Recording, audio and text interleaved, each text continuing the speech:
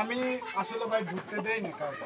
না ঠিক না, আমি কি আর যে তো হোক বড় হোক, হ্যাঁ এটার মধ্যে কিন্তু 10 টাকা আর 5 টাকার খেলা না। একটা মুরগি পিছনে হ্যাঁ। 800 গেছে, আর এখন একটা মুরগি বিক্রি করতে গেলে আমি প্রায় 2500-2600 বিক্রি করতে পারি। হিসাব আছে, এইগুলা মেনটেন করে চলতেই হবো 100%। এই যে মুরগটা অসুস্থ, কালকে যদি মেলা হয়, মেলা তোলার পরে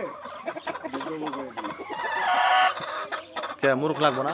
মুরগ এটা অসুস্থ, বললাম না 3 দিনে শুকায় গেছে, এরকম দাম ছিল। তো ওষুধ দেন নাই?